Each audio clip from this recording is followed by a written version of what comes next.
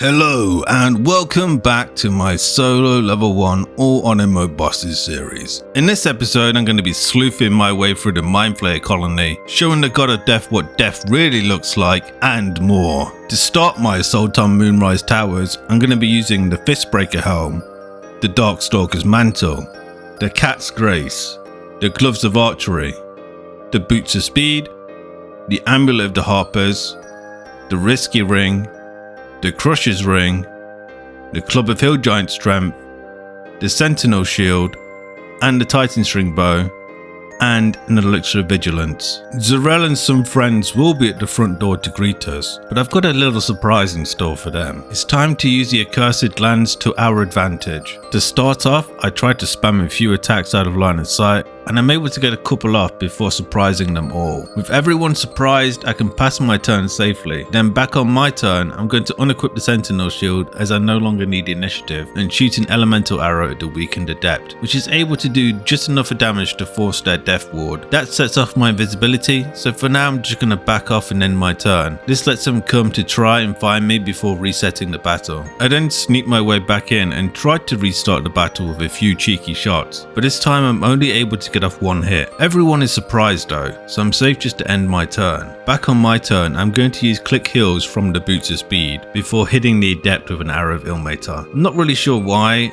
I just have way too many elemental arrows and I barely end up using them. The adept and Zarel are the scariest of the bunch though, since they can attack from range, so my focus is going to be on taking out the weaker adept first. But for now, I'm going to use all my movement to run out into the Shadow Curse before ending my turn. Unfortunately though, the adept and Zarel don't move very far, leaving just the ghouls and the zealot to run towards me. I can still take advantage of this though because of the turn order, first by taking out the nearest ghoul with a quick sneak attack and then moving away. The ghouls will then come and investigate, and if I quickly attack them again, I'm able to take them out one by one, resetting the battle each time without letting the adept heal up. I did think of this as a major win until I noticed that the last ghoul had died outside in the Shadow Curse, and so this turns them into a Shadow Cursed undead in real time, so they get revived straight back into the battle, and they're able to roll high enough on initiative to put them first in the turn order. This kinda sucks because I'm forced to back off a little bit, which then ends up putting the other enemies outside of combat, and so the adept actually gets to heal up after all. All that hard work for nothing. There is a silver lining to this very dark shadowy cloud though, and that is that the Shadow Cursed undead come back at half health, so the ghoul is even easier to take out. So this time, when I sneak back in for the third time,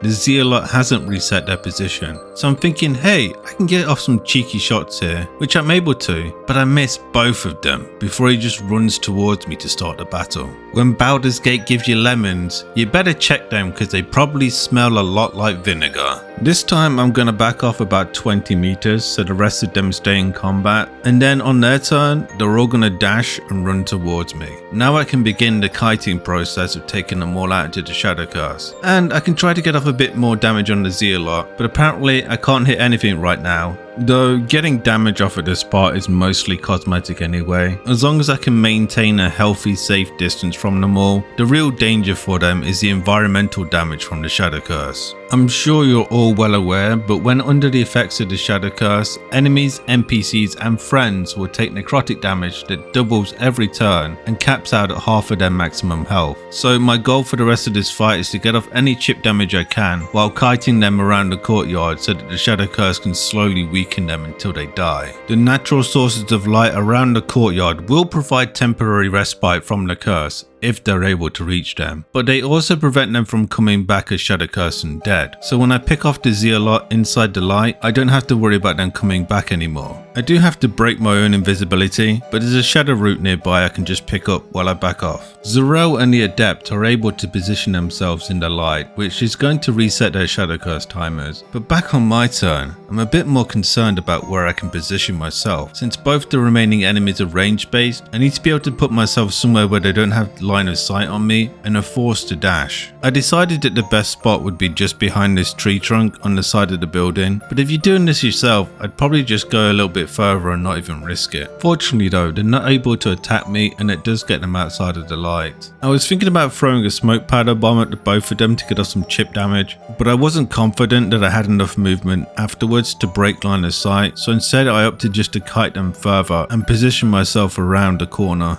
Then on my next turn, I back off to this spot here and try something a little cheeky and hide, which ends up working perfectly because instead of coming to investigate, they instead just stand still and pass their turns. So now I can sneak back in closer and wait it out a few turns until both the Adept and Zarel have died to the Shadow Curse. And even though I get a bit lucky when the out of combat Zarel paths towards me, but I pass the stealth check, my follow-up shot on Zarel ends up missing, though somehow surprising them both.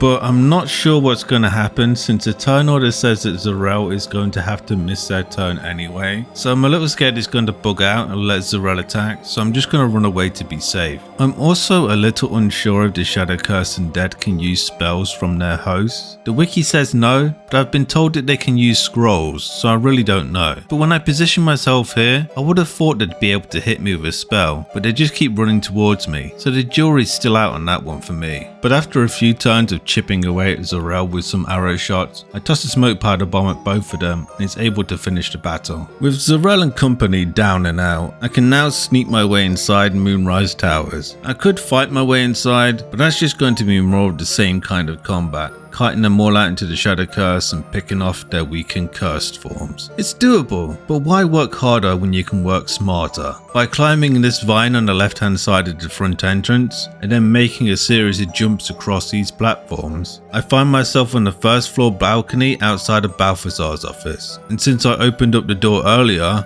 I can make my way inside the office and be right next to the door leading to the battle with Ketheric. And since I killed Isabel earlier on, Marcus will be dead in Zarel's office, meaning I can quickly loot the shifting corpus ring from him for another free source of invisibility, along with a mind flayer parasite. A scrying guy does come in to investigate my thievery, so I enter turn-based mode and sneak out of the room before equipping the headband of intellect and ending my turn. Then after it comes in closer, I'm able to sneak back out, avoiding its line of sight, and the combination of the headband of intellect and the thunder chromatic orb is easily able to take out the eye in one hit. With the pesky scrying guy dealt with, my attentions can turn to Redija, who is guarding the entrance to Ketheric along with a group of necromites. But my opening attack rolls low enough that she's able to use shield to make it miss. And because Baldur's Gate 3 is a masterpiece, it's completely finished and doesn't have any bugs in it whatsoever, one of the necromites isn't surprised. So I'm gonna have to back off and break line of sight by closing the door and hiding behind the wall. But the necromite is able to move further than I thought it could.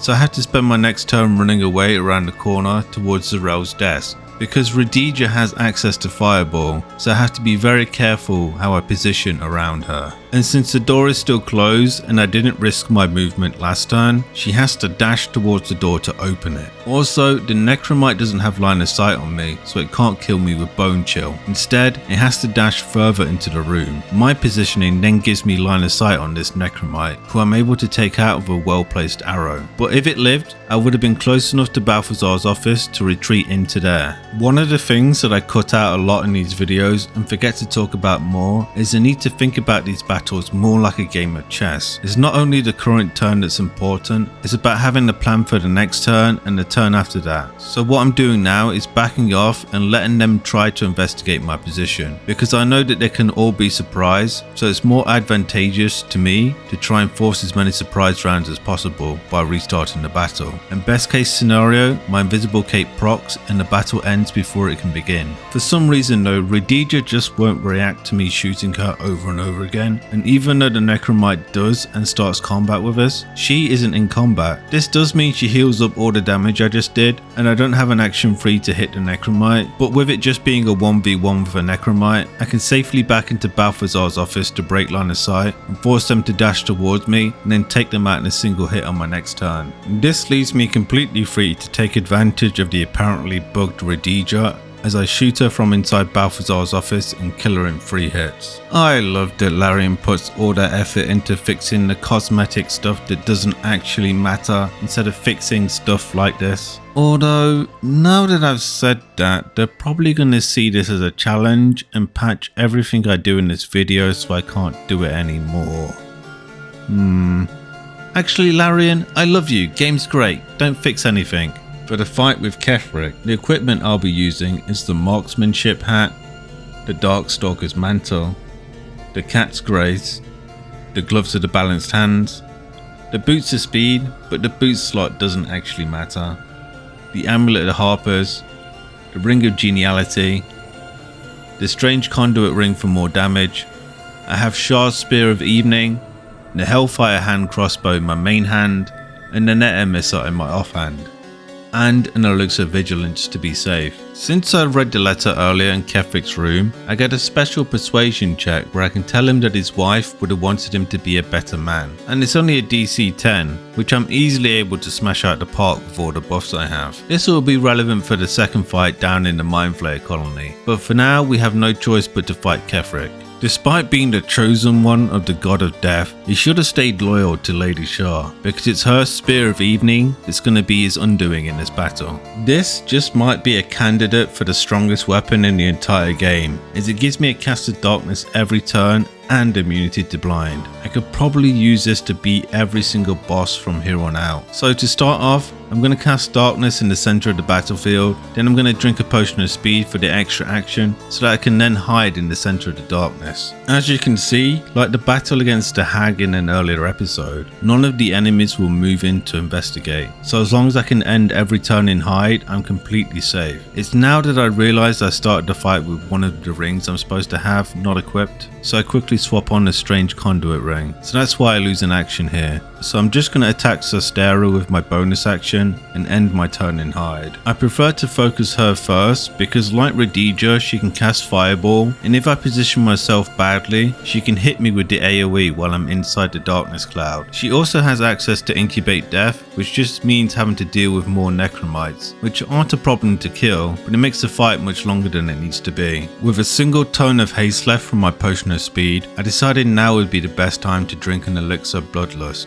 and hit Sostera again, this time with my primary fire, before ending my turn in hide. I'm going to be lethargic when my next turn comes around, but fortunately this doesn't break hide and only wastes a turn of darkness. For some reason the enemies had a preference for summoning in Necromites next to Ketheric, and he didn't care too much to move away from them, so this ended up being a nice source of passive chip damage. If I was patient enough, I could probably have them get Ketheric low enough that he runs away.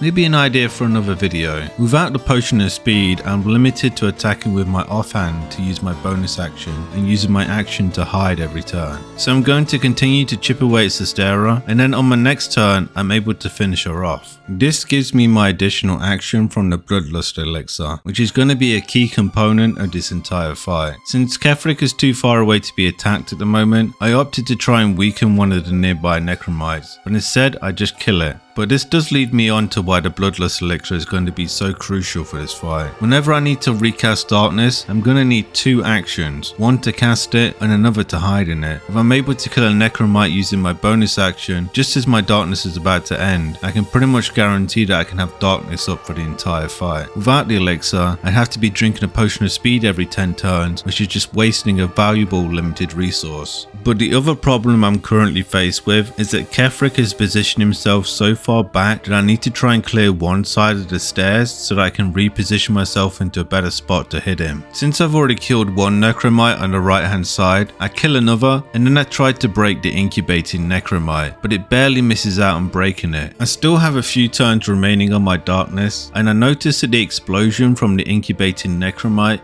broke the armor of Agathis on the Necromite next to it, so I instead used my primary fire to kill the Necromite. This freed up my bonus action to then be used on the Necro necro egg thing, and since these aren't resistant to force damage, it easily breaks the egg. On my next turn, I was running low on darkness turns with only 2 remaining, so I tried to weaken one of the necromites, but it just insta-died, and then when I tried to weaken another, the same thing happened again. But I'm feeling pretty comfortable in my damage at this point, since I've managed to one-shot so many of them. So after I hide and end my turn, I shoot the full HP necromite with my offhand, which pops it like a balloon, and I now have an action available to recast darkness, which oddly enough doesn't break my invisibility. There's no mention of darkness being usable while invisible on the wiki or in the spell description, so this just might be one of those random bugs. Either way, I can't risk using my action for anything, so I just end my turn in hide. I finally roll low enough damage that it doesn't insta-kill the necromite. It's a scary eye-opener, but lucky that it didn't happen on the turn that I absolutely needed to kill the necromite a few turns ago. So I make a mental note of this and try to keep any of the weakened necromites alive. For now though, I can use this particular weakened necromite to my advantage, and on my next turn I can finish it off with my primary fire and then pop the necro egg with my offhand attack. With the right staircase free, I can now start to get closer to Ketheric, but for now I have to hide and end my turn. And on my next turn I'm able to pop another necromite and I can move my darkness onto the stairs on the right, which again doesn't break my invisibility. I'm a little concerned that when the necromites run in to investigate my last position, then it might end the battle, but I guess it's coded to always be in battle during this moment because the fight goes on. And the reason I didn't move the darkness earlier is because sometimes Ketheric will summon necro eggs in and around the darkness, and I'd have to pass hide checks on any nearby necromites as well. With a line of sight secured on Ketheric, until my darkness is about to fade away, I'm free to just attack him with my bonus action and hide every turn. I can do this for 8 turns until I need to reset the darkness, so it's time to maximize my damage on Ketheric. With my current gear, I have 75% chance with advantage to hit Ketheric, so I'm able to land most of my hits, and the increased crit chance from attacking with advantage leads to some juicy crits too. Then, when my darkness turns get low, I pop another necromite so that I can reset darkness, and it's back to shoot, hide, repeat on Ketheric. Fortunately, the 2 big crits I got on him mean that I only need one more attack to force Ketheric to use what I can only describe as the excuse a posh kid would use when you're threatened to beat them up.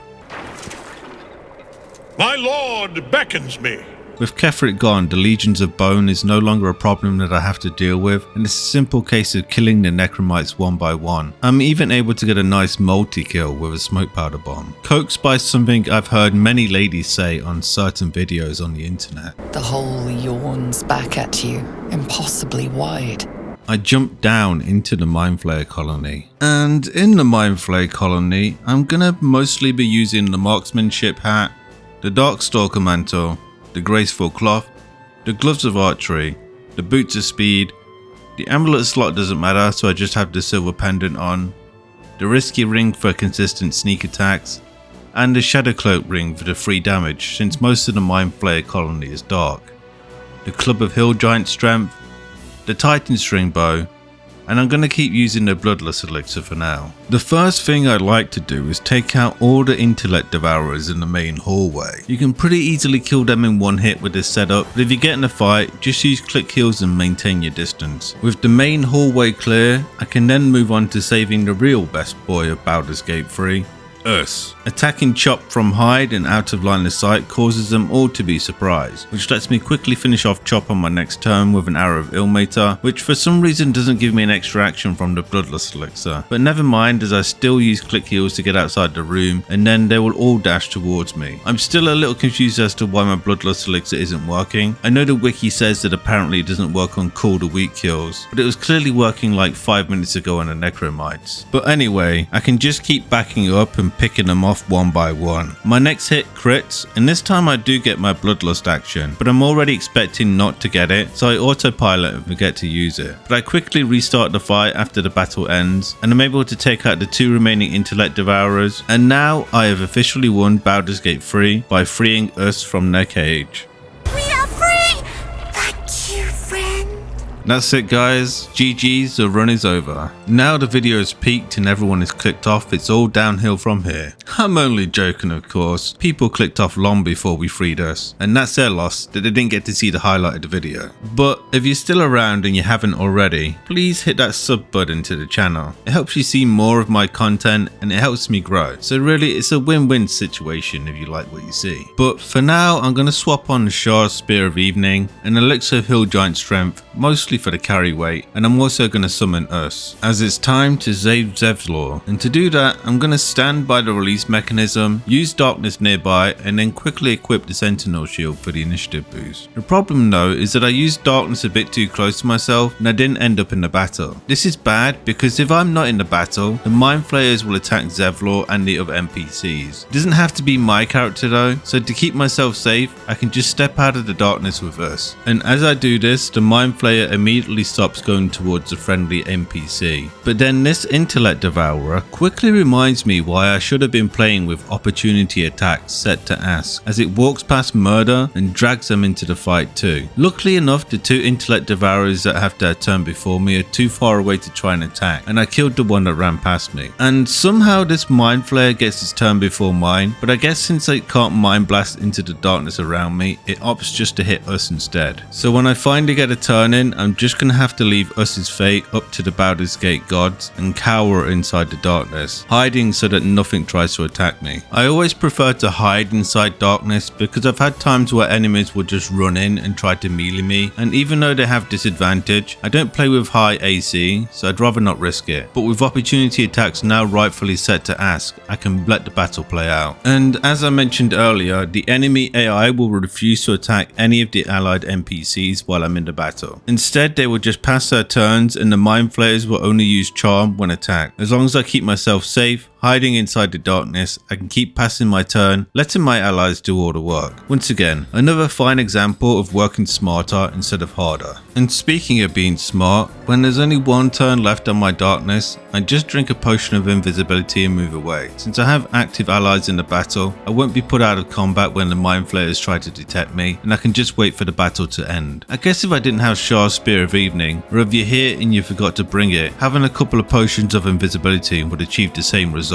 The last thing I like to do before going to fight the boss is to go through the necrotic laboratory. For that, I just use a cast of invisibility from one of the many invisibility rings I have and walk on through to the brain puzzle. Solving the brain puzzle grants access to the brain which holds the memories of the Gift Sarai, and then agreeing to kill them grants me the Gift Sarai mind barrier, which gives advantage on intelligence saving throws, which is basically every stun in the game. Hopefully I don't need to use it, but like the saying goes, it's better to have and not need than need and not have. And if you're smart enough and paid enough attention to the clips I've been using, you might already know what my battle tactic is going to be for beating the Apostle of Myrkul. But for the Apostle of Myrkul, we're actually going to play a fun little game. Instead of me telling you at the start of the fight what gear I'm wearing, I want you to put your guesses in the comments below. There's a few spoilers on the screen to get you started. But to start off, I'm going to sneak my way in as close as possible and then cue a jump up onto the platform next to Kefrek. Jumps interact weirdly with cutscenes in that it's an action that will always be completed during the cutscene. So as you probably noticed, the little tiny explosion that animated behind Kefrek was me landing right next to him, despite our position in the cutscene being very different. It's a funny little interaction that doesn't really have much practical use, as I prefer to be far away, but it's going to save me some movement at the start of this fight.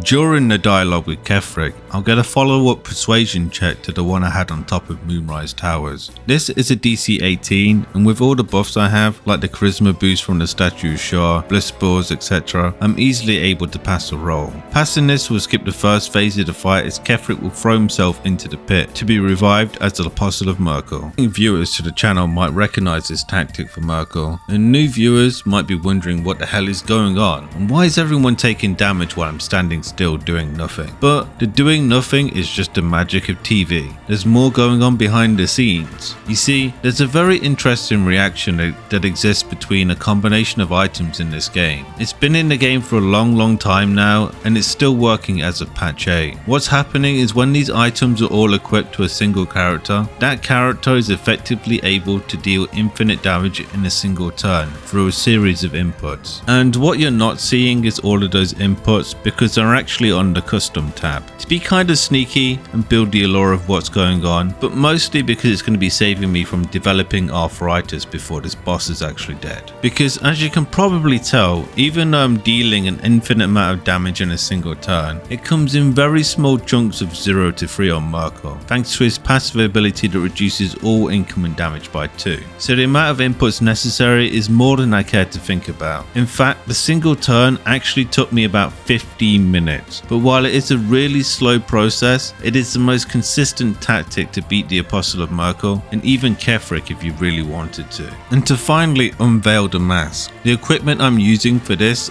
is the Blood of Lathander, the Boots of Stormy Clamour, the Ring of Absolute Force, and the Sentient Amulet. The Blood of Lathander comes with a passive ability, Lathander's Light, which blinds nearby fiends and undead, with Kefrik, the Apostle of Myrkul, and his daughter Isabel all being undead. The Boots of Stormy Clamour then inflicts 2 turns of reverberation when an enemy has a condition applied to him, and the condition on this occasion is blind from the Blood of Lathander. When a target gets 5 stacks of reverberation on them, they take 1 to 4 thunder damage. And how I get to 5 stacks is by using the option to talk to the Sentient Amulet. This, for some weird reason in the coding, lets the Boots of Stormy Clamour reapply stacks of reverberation when a condition is reapplied or lost, letting them go from 2 to 4 and then 6, with the 3rd stack causing the thunder damage and resetting the count back to 0. So the inputs going on behind the scene is first I apply blind by turning on the passive, and then I talk to the Sentient Amulet, and then I turn off the blind passive, then talk to the Sentient Amulet again, and back to step 1. To simplify this, I have the blind passive binded to the number 1 on my keyboard and talk to the Sentient Amulet binded to number 2. So I'm just spamming 1 2 1 2 1 2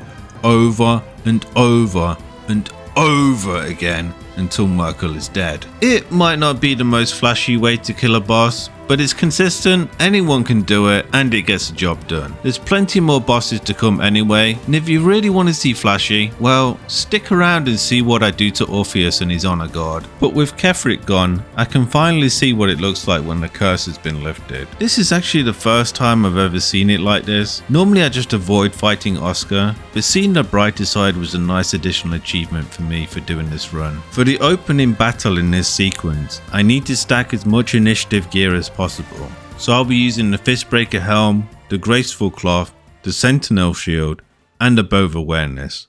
I'll also be using the Disintegrating Nightwalkers for the Misty Step. The Gif Yankees in the opening battle can't roll any higher than 7 initiative, so with all this initiative stacking gear on, even if I rolled a 1, I'd still have 11 initiative. A bit overkill, but since I'm going to need most of this gear in the later fights, it's easier just to equip it now. Winning the initiative is pretty much 95% of this battle done, because with the first turn secured, all that needs to be done is to quickly unequip the Sentinel Shield so that I can use Misty Step, then dash so I have enough movement before using Misty Step to get myself as close to the portal and out of the range of any opportunity attacks. And even though I regard this as probably the worst part of the entire game, it feels really rushed, and for a game with so many options, we get railroaded into a single choice or it's game over. I think this is probably the best cutscene in the entire game. It's funny that this single part can have both the best and worst parts at the same time. But I'd love to know what you think of this section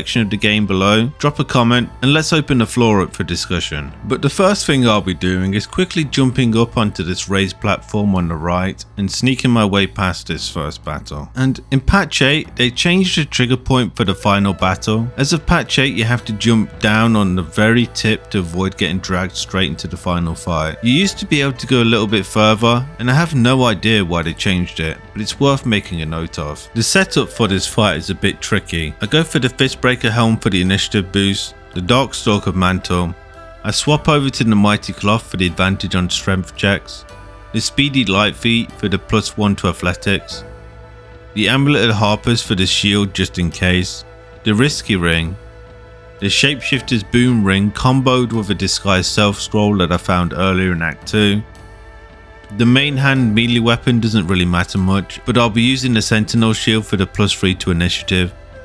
I'll be pre-buffing with haste with the Darkfire short bow before swapping to the Bow of Awareness for the +1 to initiative.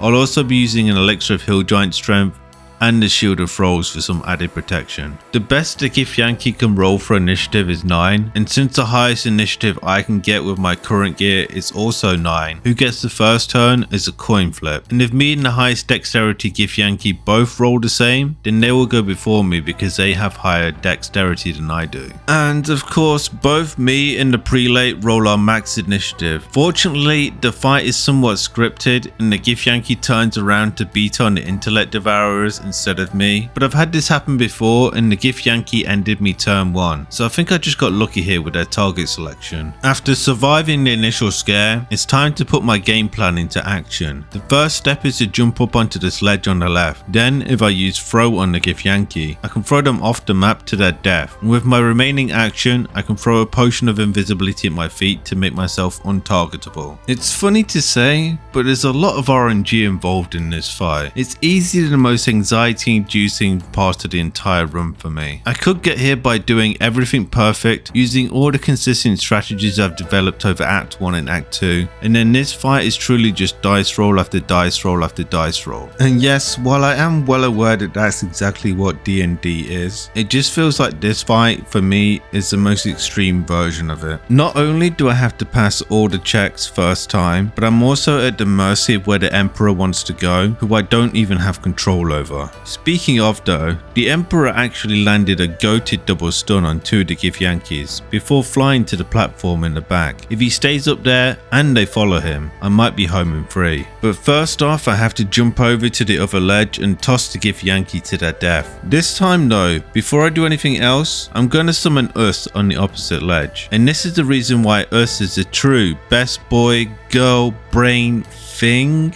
If you use the item you get to summon them, it doesn't cost an action like the spell does, and you can use both per a short rest, which makes them a pretty strong meat shield. If I summoned them before and short rested, I would be able to summon them twice more during the battle, but with me being invisible again, I can then end my turn. Unfortunately though, like all things the Emperor is involved in, there is a downside to him landing that double stun, as one of the intellect devourers is still alive, and his domination of the other Githyanki means that the boss gift doesn't follow him. Instead, they will kill the remaining intellect devourer and then hit the dominated Githyanki. I then have to pass my turn, but afterwards the dominated Githyanki uses stillness of mind to remove the Emperor's domination, then jumps up to where I placed Us. I missed the attack with Us, but it doesn't really matter anyway, as they're just a meat shield distraction for me. But then the Emperor does Emperor things and flies down from the high ground, misses their attack, and then takes a bunch of damage for no good reason. At least on my turn, I can jump over to the other Githyanki I've baited up onto the platform and then throw them down to their death. And after going invisible and ending my turn, I used Us to jump to another platform to try and bait the last gift towards them and away from the Emperor. And then the Emperor actually figures out what's going on and flies over to join Us. With the bait now too good to resist, the prelate is going to jump up towards the Emperor and their fate is sealed, as I can now jump over and toss them right on their puny gift bum straight into the void. With the honor guard defeated, the gates to Baldur's Gate await us, but not before accepting the astral tadpole so that I can get access to all those Yumi Illithid powers like Fly, Mind Sanctuary, Displace the Beast, and more. I think I'm going to be doing all of Act 3 in a single video, maybe not though, but these mini episodes have been taking a lot out of me. There's a lot of information to cover in Act 3, so it might take a while to get it out, and I still have 2 more bosses left at this current time. But what I think I'll be doing is combining the earlier videos into 2 longer videos, and I'll remaster them a bit to make it flow a bit better. So look out for that in the meanwhile, especially if you're late to catching this series. And I'd like to know what your thoughts would be about Act 3. Do you want me to keep the more in-depth walkthrough going on, or would you just prefer just to see the boss battles and how they go? Let me know in the comments down below. But that is that for now. Part 8 is over. If you want to see more, don't forget to subscribe, and if you're enjoying the series, drop a like, a comment, and a share to help me out in the YouTube algorithm. Until next time, I've been Can I Beat This, teaching you too how you can beat this, and I'll see you in the next episode.